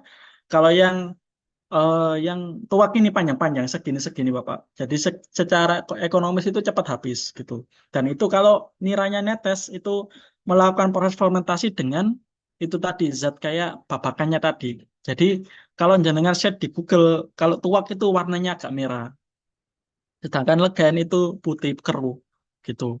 Nah, dari segi perbedaan, dari segi pengolahan kan sudah berbeda dan juga hasil akhir. Dan meskipun kita produk kami disimpan dalam dalam suhu biasa, 1 tahun atau 2 tahun itu masih tetap jadi legen karena emang secara kandungan dan zat itu berbeda, nggak akan pernah jadi tua, gitu loh. Dan itu masyarakat itu belum teredukasi di situ karena PR kami ya di situ tadi edukasi bagaimana minuman legen ini adalah minuman kesehatan karena mengandung zero sugar gitu, yang meskipun rasanya manis akan tetap penuh gula gitu. Untuk yang pertanyaan yang terakhir apa tadi Bapak? Ya, maksudnya expand keluar. Pertanyaan kedua tuh soal expand keluar gitu. Tapi itu Iya, lebih pada kolaborasi soal kerjasama untuk mendapatkan bahan baku yang lebih banyak. Pak Jas. iya. Kita sangat kalau ekspansi sangat di luar sih sangat terbuka sih Pak dari berbagai aspek entah itu pemasaran ataupun riset ataupun eh, penggunaan bahan baku di sana itu kita welcome sih masalah nanti itu. Nah, kalau dari segi ekspansi mensiasati dari produk kami, kita dari segi pemasarannya, ya kita nanti bisa suatu saat dengan mungkin ada korporat ya, yang mungkin bisa supply untuk di sana industrinya, terus kita supply dari formulanya, kiranya itu, ya kita welcome kalau dari situ. Dan pengemasan di sana pun kita nggak apa-apa gitu. Meskipun pakai brand lain, akan tetapi tetap nyantumin PT kami itu ya tetap kita welcome sih masalah itu. Kayak bahasanya kan ada maklon juga gitu kan. Itu pun kita sudah jalankan juga. Kalau di Jakarta dengan temui itu mungkin produknya Javara itu kita berkolaborasi dengan beliau juga untuk mengangkat produk lokal yang terlupakan itu leganya dari kami juga. Dan bahkan pernah dibuat menu G20 pada waktu pertemuan presiden itu ya minuman kita legan itu no gula. Dan itu menjadi value tersendiri sih ketika di kota-kota besar kayak mungkin Jakarta, Jabodetabek dan sekitarnya. Itu kan di sana kan panas-panas banget kan. Dan dibutuhkan lah kayak mungkin inovasi minuman yang segar, alami dan menyehatkan kayak gitu kan. Dan bagaimana jangka panjangnya untuk mengkonsumsi minuman ini tuh nggak ada kayak angka diabetes yang semakin tinggi gitu kan. Itu yang coba kita siasati di situ. Dan bagaimana menjadi solusi minuman kami itu bahwasanya ya no gula itu menjadi trending topik lah bahwasanya eh, angka kenaikan diabetes itu tadi. Termasuk generasi kita kan apa sih awam banget kan kalau bahasanya itu kan nggak kenal minuman ini gitu loh. Nah itu yang kan PR kita yang lah.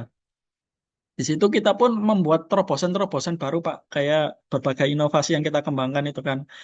Kalau mensiasati kayak ST yang banyak viral itu ya kita mensiasati kayak gitu, kita buat franchise kemitraan Es Legen Indonesia dan semua bahan baku itu dari nira semua. Kita ada berbagai varian rasa gitu kan. Jadi ada kayak sirupnya, sirupnya itu pun dari nira semua. Jadi ada Markisa, raspberry, anggur, melon, dan sebagainya itu dari nira semua. Meskipun rasanya manis akan tetapi tetap menekankan kadar gula rendah. Dan value kita itu low sugar, low kalori kalau bahasanya. Ya tetap enak banget dan anak-anak kecil pun suka banget. Itu jenengan share di Instagram kami itu Asagen Indonesia itu pun sudah pernah di endorse sama Pak Reino Barak itu. Beliau sangat antusias dan juga beberapa juri untuk Juragan Zaman Now itu sangat mengapresiasi ya karena emang minuman ini akan menjadi minuman trending topik suatu saat ketika sudah sesuai dengan branding pemasaran yang tepat gitu kan. Itu secara produk itu bakal menjadi value tersendiri gitu Pak. Siap, makasih Bang Najih, keren sekali. Yes, sama-sama Pak Sukses Majid. buat kita semua. Amin. Ya, baik Bapak Ibu. Apakah ada lagi yang mau bertanya? Bapak Ibu? Saya Pak Novel. Oh iya, silakan Bu Ani. Oke, terima kasih. Assalamualaikum warahmatullahi wabarakatuh. Ini last minute ya, detik-detik terakhir mau tanya mau enggak gitu ya. Izin salam kenal Pak Naji. Saya Ani dari YIN Madura. Saya dosen dan dosennya juga newbie. Baru jadi dosen ini Pak. Pak ini saya kemarin itu sempat jadi DPL KKN di YIN Pak ya. Lalu daerahnya itu adalah penghasil siwalan, penghasil lontar. Kami di Madura ini menyebut siwalan ini dengan istilahnya taal, Pak, bahasanya kami. Nah, Pak Najih, saya sangat terbuka sekali kalau Pak Najih mau mencari sumber dayanya di Madura ini sangat besar sekali, Pak. Dan itu ada di Sumeneb, Pak ya, di Kabupaten Sumeneb. Jadi Pak Najih, welcome sekali saya untuk mendampingi di Madura. Pak, sebagai saya kan dosen newbie, Pak ya, kemudian kemarin pertama kali jadi DPL KKN untuk biasanya kedua kalinya daerahnya akan sama Pak. Kira-kira Pak Najib bisa kasih insight ke saya untuk kedua kalinya untuk jadi DPL di daerah itu Pak ya seperti apa? Pertama kali untuk membranding siwalan atau lontar ini ke mahasiswa Pak gitu. Kemarin outputnya dari KKN kami itu ada teh Pak ya, ada teh siwalan gitu, cuman eh, masih apa ya, masih produknya masih di fakultas aja, belum kami tindak lanjuti Pak. Begitu aja Pak Naji, mohon tanggapannya. Terima kasih. Ya, silakan Pak Naji. Terima kasih Bu Ani. Iya Bu, kalau di Madura namanya taal nggak di sana. Ya, betul Pak. Di setiap daerah ada penyebutan nama masing-masing sih kalau selama ini. Kalau dari segi kami sih insya Allah siap berkolaborasi sih Bu dari segi pemberdayaan ataupun inovasinya ya. Kalau mungkin lebih di sana itu mungkin ada ciri khas karena di setiap daerah itu kan ada rasa dari kandungan niranya itu berbeda-beda Ibu. Jadi tetap ada value yang bisa ditonjolkan suatu saat. Kayak mungkin nanti bisa pengolahan gula, gula itu pun permintaannya kalau ekspor itu ya Bu ya. Setiap tahun itu pasti meningkat karena ya itu tadi ya seperti yang saya jelaskan di awal kalau angka diabetes di dunia itu menjadi trending dan kayak yang saya temui kemarin buyer-buyer di Trade Expo Indonesia itu kan mempertemukan buyer internasional kan. Semua itu rata-rata ya tetap mencari gula-gulaan karena gula itu kan nggak bisa dihindari ya. Apalagi kalau kita dari segi kehidupan sehari-hari. Dan untuk angka permintaan gula untuk jenengan riset di Kemendak ataupun di LTPC itu pasti gula itu menjadi trending topik tersendiri ya untuk dari segi permintaannya itu. Nah, dengan adanya itu berarti potensi lokal itu sangat besar bisa diberdayakan sih kalau selama ini. Tinggal bagaimana kita mengemas dari inovasi itu bisa berkelanjutan dan juga memberikan impact kepada masyarakat. Dan juga lebihnya kalau mahasiswa itu kan bisa dari studi itu bisa didalami dan juga membuat acuan bahwasanya ternyata dari segi berbagai turunan dari pohon lontar itu bisa dimanfaatkan, entah itu dari pohon-pohon yang lain ataupun eh, sejenis lontar atau yang lain juga. Itu kalau dari segi turunan sih insya Allah banyak, tinggal bagaimana kita kan untuk sustain dan juga sustainable dalam pemasaran dan juga pemasaran untuk mengenalkan produk ini, produk yang bisa sangat bermanfaat buat masyarakat pada umumnya gitu. Itu sih Bu Ani, monggo kalau ada sharing-sharing bisa kontak saya ntar. Siap, siap. Oke, siap. Siap, Nah, Pak Najib. Terima kasih. nanti bisa ke APSK. Nanti kita bisa tujuan pentahelik langsung. Jadi ada PT, ada asosiasi peneliti, ada akademisi kan, dilengkap dah. Ini emang udah nggak sabar peserta ini berkolaborasi, terus ada yang mau pesen Palembang, Sumatera dan lain-lain. Ya Bapak Ibu, nanti saya akan akomodir semua. Coba saya atur nggih, tak kasih Bitly dan juga nanti saya akan hubungi Pak Naji mengenai harga dan lain-lain. eh ini tinggal 1 menit Bapak Ibu ke jam 11 kayak gitu. Saya udah, aduh, ada Ibu Maisaro ya. Ya udah silakan Bu Maisaro. Saya ada respon sedikit sebenarnya, tapi nggak apa-apa. Silakan Bu Baik, Maisaro. oke, terima kasih. Mohon maaf, kamera saya ini sudah diaktifkan ya, tapi nggak tahu kenapa. Terkait siwalan tadi, saya sebenarnya rekan Bu Ani, cuman saya dulu kalau Bu Ani dosennya, saya dulu mantan mahasiswa KKN yang ditempatkan di Sumeneb dan kebetulan daerah potensialnya itu siwalan atau taal yang kami kenal seperti itu. Cuman waktu itu kalau masalah gula dan lain sebagainya mereka sudah paham. Jadi waktu itu kami memberikan apa ya semacam pelatihan eh, taal tadi. Kami jadikan es krim, Pak.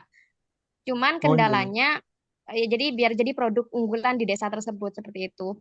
Cuman kendalanya waktu itu di eh, perizinannya apa ya ada apa IRT itu loh Pak, pendaftaran itunya. Jadi kedinasannya yang sulit bekerja sama sehingga program tersebut tidak bisa kami lanjutkan. Nah, kadang-kadang kan masyarakat sudah antusias tapi kendalanya di kedinasan dan lain sebagainya. Karena sejauh ini itu yang kesulitan waktu saya KKN ya, itu kesulitan yang saya temukan seperti itu. Mohon solusinya. Terima kasih. Kan Pak Naji itu langsung to the point itu Bu. Bapak. Ya. Terima kasih Bu Mas Rulo atas pertanyaannya. Jadi untuk menyikapi terhadap perizinan itu sebenarnya kan eh, kalau saya melihat story saya dulu juga saya seperti jenengan Bu. Jadi di awal pun berdarah-darah saya untuk mendapatkan perizinan. Jadi saya dulu di awal pun pernah membuat industri di rumah bapak saya di Tuban itu juga pun eh, pernah mengalami kendala yang serupa. Bahkan untuk hasil hasil labnya pun nggak bisa keluar gitu, nggak tahu tanpa sebabnya. Intinya itu minuman nira ataupun legen itu nggak bisa keluar labnya gitu. Tapi nggak dikasih hasilnya sebabnya di mana itu nggak dikasih. Pernah ada seperti itu pemerintahnya seperti itu. Dan bahkan akhirnya saya itu membawa ke Gresik gitu kan, beda dengan kabupaten gitu kan. Nah, alhamdulillah pada waktu itu ya juga saya mengalami hal yang sama pada waktu tahun 2016 itu kan masih sulit-sulitnya ya kayak izin NIB itu aja masih dipersulit banget ya gitu. Sekarang kan kayak daftarnya kan di OSS gitu aja kan lebih mudah gitu kan. Dan saya dulu sampai pernah itu pengalaman saya itu ditinggal sama orang dinas gitu loh. Jadi saya mendaftar di kabupaten itu nggak dilayanin gitu loh. Cuma ya ditinggal gitu. Padahal daftar secara online itu kan pada waktu itu. Itu pengalaman saya itu sampai pernah gitu. Dan pada waktu itu sampai yang namanya kan mendekati mau duhur kan, waktunya istirahat gitu kan. Itu cepet-cepet orang dinas keluar gitu kan. Dan kembali kan lama banget, kayak setengah dua baru kembali kayak gitu kan. Itu saya nunggu Bu. Pengorbanannya itu sama gitu. Dan pada waktu saya cuma mendapatkan NIB pada waktu itu. NIB itu aja loh, seneng banget pada waktu tahun 2016 itu. Jadi kayak seakan-akan ya usaha saya ini udah legal gitu loh. Kalau menyikapi dari segi mungkin kalau selama ini kan problemnya kan masing-masing ya kayak perizinan tadi. Saya sampai nggak pernah menyerah Bu karena saya niat saya itu tadi kayak kalau saya bicara tentang uang, uang ini nggak ada habisnya gitu loh. Tapi kalau saya melihat dari sisi ya itu tadi kayak problem petani yang harus diselesaikan, bagaimanapun caranya saya harus tetap keluar. Itu yang menjadi motivasi saya ketika saya dilanda kayak ya mungkin rasa capek ataupun problem-problem yang lain ya kayak gitu. Dan itu akhirnya sampai saya lewatin sampai ya sekarang ini mempunyai izin ekspor ya untuk HACCP-nya itu ya pengorbanan luar biasa Bu. Saya bersaing dengan ribuan pelamar yang ingin mendapatkan izin tersebut gitu kan. Kayak ISO juga itu. Itu dari ribuan yang cuma diambil berapa? 4 senasional itu. Itu saya jadi benar-benar ketika ada analisis ya, ketika saya belum bisa ini kira-kira apa yang bisa saya perbaiki kayak gitu kan. Mungkin tanya temen ataupun ya tanya Google, tanya sosmed dan sebagainya. Itu kan pasti ada jawab-jawabannya mungkin bisa sedikit mengarahkan kita. Kembali lagi kita bagaimana menyikapi dari sebuah permasalahan tersebut tuh eh, ya menjadi langkah kita untuk gimana caranya lebih semangat ya gitu. Masa setiap setiap apapun itu pasti ada solusinya kok Bu. Kalau dari segi pengalaman-pengalaman yang saya alami, bahkan saya dulu memenangkan beberapa kompetisi pun seperti itu. Ketika saya disekek sama juri itu ya seperti itu jawabannya kayak nggak bisa bertahan lama, memabukkan dan sebagainya. Ketika saya sudah menghasilkan memberikan bukti, mereka mau apa gitu kan? Ya menjadi ini menjadi potensi kita bersama. Ya seperti kayak saya belajar dari ilmunya Aqua dulu. Aqua pada waktu zaman dahulu air itu loh ada tak yang mau beli air dikemas dalam botol gitu kan itu ya mungkin aneh banget dan mungkin dianggap orang gila itu berdarah-darah dan bahkan apa ya berdarah-darah untuk dari segi pemasarannya untuk meyakinkan masyarakat itu gimana padahal air pada waktu itu sangat melimpah dan juga sangat banyak banget kita temui dalam rumah-rumah. Tetapi pada waktu itu aku menciptakan dengan anehnya itu, nyelentupnya itu, air dikemas dalam botol. Dan harganya pun lebih mahal daripada harga bensin. Bayangin nggak pada waktu itu. Kita marketingnya seperti apa? Ketika satu marketing menawarkan ini ke rumah, ini air apa gitu, ditanyain kan yang pasti. Air sehat, sehat apa sih? Saya coba, alah sama aja mas, kayak di rumah, gitu kan. Apa nggak mati kita marketingnya? Tapi sekarang, nah itulah kita banyak-banyak belajar dari ya setiap problem itu kan saya kembalikan lagi ya. Problem itu pasti berbagai macam problem permasalahan yang kita alami dalam dunia untuk kewirausahaan dan juga kewirausahaan sosial ya itu pasti ada problem. Bagaimana kita belajar dari setiap problem itu yang menjadi pembelajaran kita untuk naik kelas gitu kan. Oh ternyata dari ini pun saya dapat ini ya, dapat ini ya. Itu pasti insya Allah ada kok jalan-jalan itu. Dan bahkan mungkin ide saya dulu pada waktu itu ya dianggap ya legen kok mendunia diguyu ke. Saya itu pernah mengikuti asosiasi kayak perkumpulan gitu. Tak buat tagline, legendaris hashtag kita mendunia. Mas anaknya legen kok mendunia gitu loh. Secara dipikir mana itu ya nggak mungkin, Bu. Tapi secara bertahap, secara sampai saya pameran itu ternyata pamerannya orang-orang turis gitu loh. Orang turis yang botak-botak itu. Saya pameran pertama kali di itu pun ketika pameran tuh produk saya paling habis sendiri. Secara beberapa menit aja. Ternyata respon pasar itu sangat biasa, luar biasa ketika kita melihat segala sesuatu itu oh ternyata ini mempunyai potensi ya gitu yang mungkin selama ini menjadi problem ya gitu itu turis itu minta produk saya itu produk saya dipegang sama orang turis itu aja seneng banget pada waktu akhirnya dari kebiasaan itulah yang kayak ibarat energi itu kita tarik energi positif kita tarik oh ternyata ya legend bisa mendunia kok gitu akhirnya jadi kebiasaan ya kayak aku ada di ya mungkin ya kayak dianggap aneh gitu kan. Akhirnya ya biasa kan orang minum dalam air dalam botol gitu kan. Akhirnya sampai muncullah kompetitor baru. Dan akhirnya menjadi kebiasaan ya seperti itu tadi produk saya itu seperti itu. Ini aja sudah ada beberapa kompetitor juga, tapi masih belum bisa meniru kayak legalitasnya kayak gitu tadi. Nah itu yang menjadi pionir itu seperti itu. Mungkin dianggap remeh, tapi suatu saat itu bahkan menjadi percontohan kayak gitu. Oke, terima kasih Bu Mas Ruro. Oke, ditunggu Pak ke Maduranya. Di sini Oke. banyak. Iya, iya, iya. Siap, Bu. Iya, iya. Berarti Pak Naji ini rasanya siap ya kalau nanti kita asosiasi ini field study ke tempatnya ya. Oke, kami itu. Nanti dicoba ya. Nah, begini, ini udah mungkin detik-detik terakhir tadi katanya Bu Masruro. Kemarin waktu materi tentang kopi Liberica, kopi ramah lingkungan yang dari lahan gambut di Kalsel kayak gitu, banyak juga yang peminatnya dari Eropa dan Timur Tengah kayak gitu. Dan ternyata Pak Dwi, owner biji kopi itu, diminta sampai bertonton kayak gitu. Dan akhirnya apa tidak tidak tidak bisa menyanggupi karena emang apa kuantitasnya belum sampai bertonton, sampai berpikap-pikap kayak gitu. Kalau itu posisinya di Pak Naji, bagaimana jika ada semisal buyer atau yang mau beli kayak gitu dari luar negeri karena udah punya izin ekspor, itu semisal 2 ton atau 3 ton atau berapa, 5 truk kayak gitu, itu kayak gimana Pak Naji?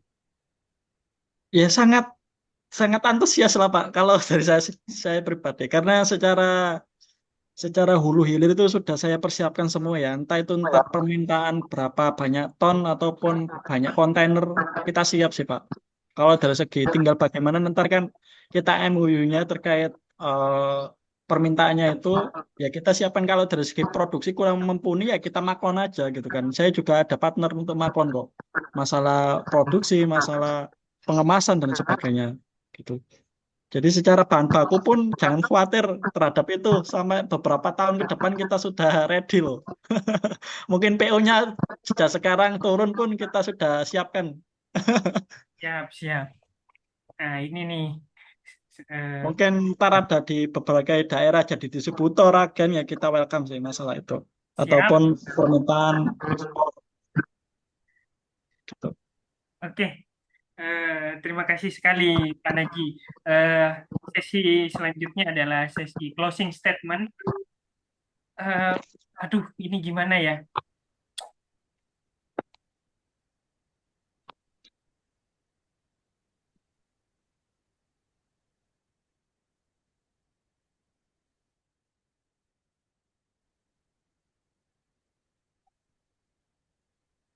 Pak Andi, ini gimana Pak Naji? Ini ada satu yang mau bertanya lagi. Kita Oh kasih. iya, siap, monggo. Sekali lagi. Mungkin singkat-singkat aja ya Pak Andi. Kemarin lagi daerah produsen gula merah itu untuk ekspor itu jenis apa dan bagaimana pengolahannya?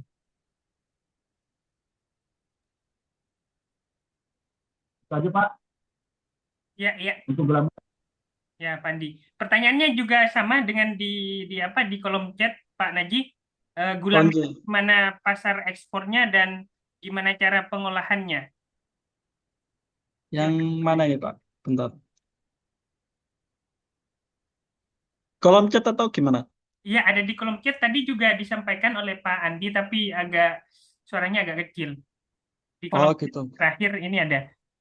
Izin untuk gula merah, gimana pasar ekspornya dan gimana cara pengolahannya, standar ekspor? Iya. Jadi untuk permintaan sendiri kan di berbagai negara itu ada marketnya masing-masing ya Pak.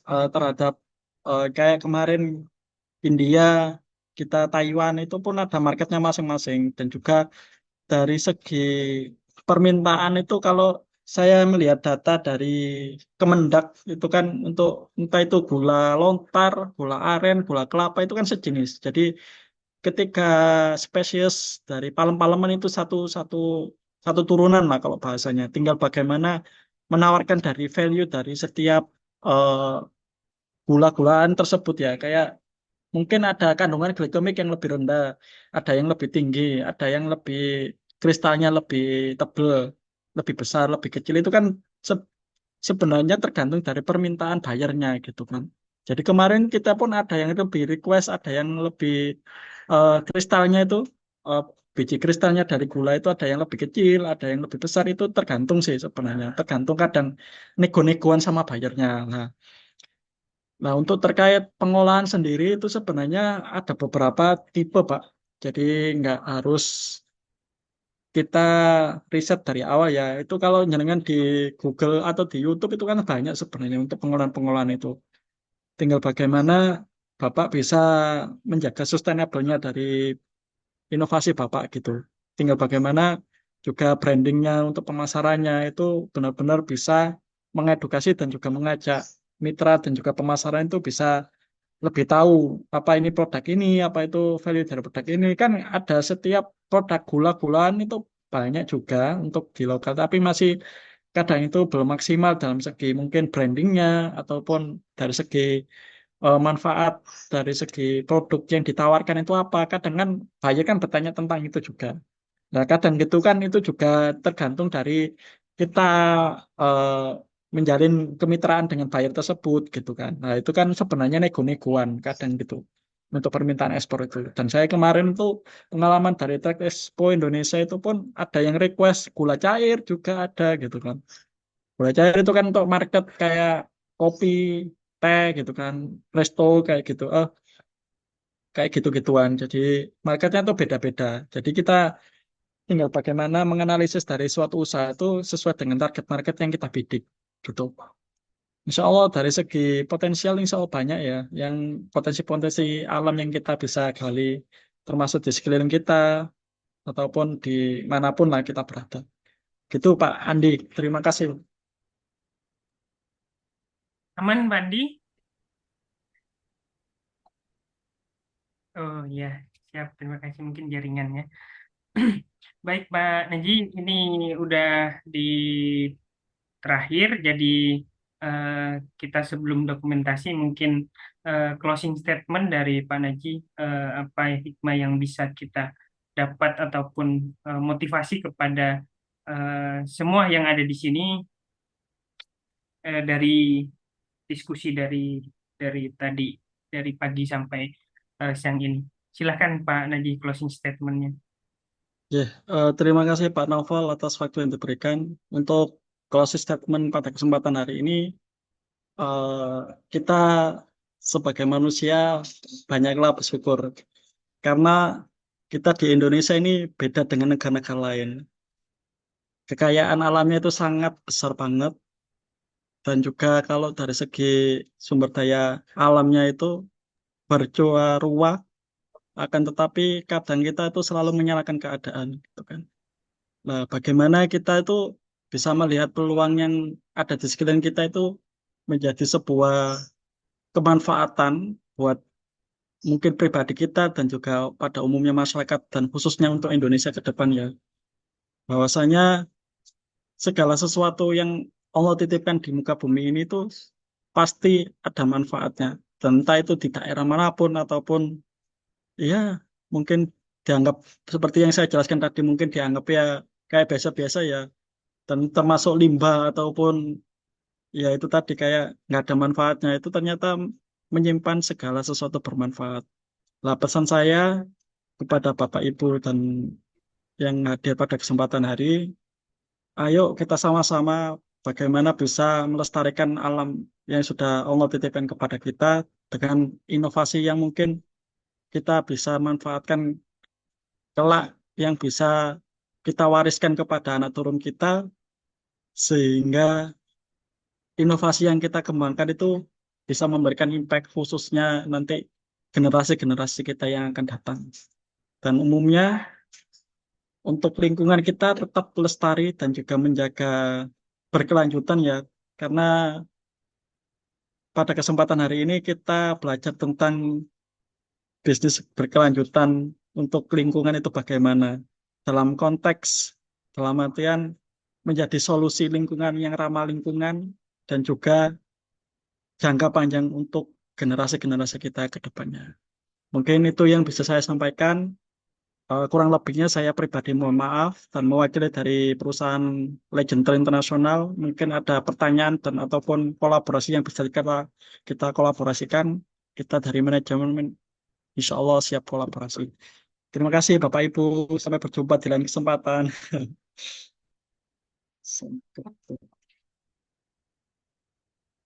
Baik, Pak Naji, terima kasih atas Iya. closing-nya. Izin kita dokumentasi.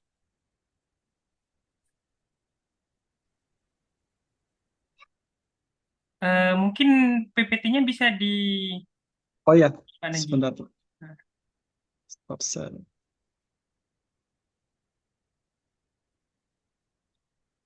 izin juga Bapak Ibu bisa on kamera dulu.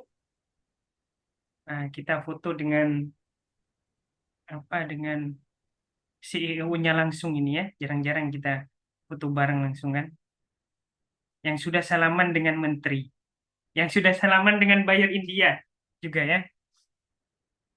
Jadi semoga kita ketularan dan lain-lain. Oke, ya izin saya hitung.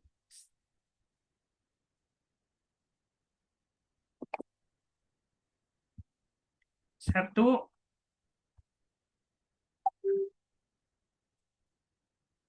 bentar Bapak Ibu.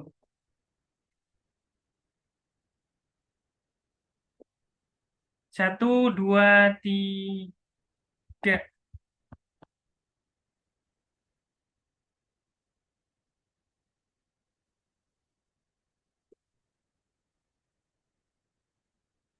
Satu kali lagi, yang santai Bapak Ibu. Yang penting berkelanjutan. 1, 2, 3.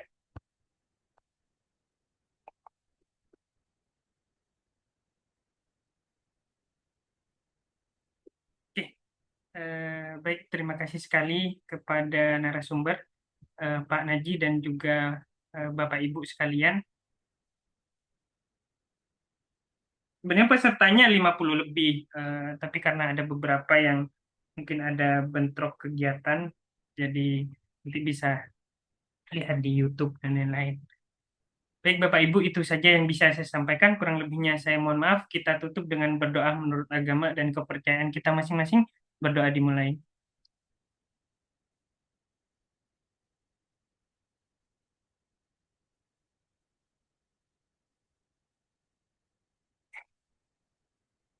Selesai. Senang sekali kami APSK official bisa menjadi bagian dari penyelamat bumi atau bagian dari Bapak Ibu energi berkelanjutan yang sifatnya ramah lingkungan. Ini menjadi makanya APSK itu mau to the point aja, karena kalau masalah tentang lingkungan, kalau masalah teori itu kita kayak udah hatam gitu. Saya mengkaji tentang lingkungan ini dalam perspektif agama-agama juga udah banyak kayak gitu. Tapi kan sosok-sosok seperti narasumber ini yang perlu kita eh, globalkan, perlu kita nusantarakan kayak gitu. Karena ini emang benar-benar kita bisa diperlihatkan bahwasanya tadi ya tentang lontar itu bisa dari daun sampai ke bawah itu bisa dimanfaatkan, dan itu zero waste ya, itu sangat ramah lingkungan kayak gitu Bapak Ibu. Itu saja mungkin yang bisa saya sampaikan, kurang lebihnya mohon maaf. Assalamualaikum warahmatullahi wabarakatuh. Waalaikumsalam warahmatullahi wabarakatuh. Selamat siang. Terima kasih, Terima kasih Pak Pak. Novel. Terima kasih Iya, Pak Naji. Terima kasih panitia. Oke, di sini. Bapak Ibu.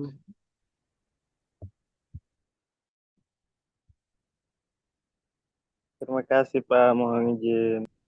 Iya, iya.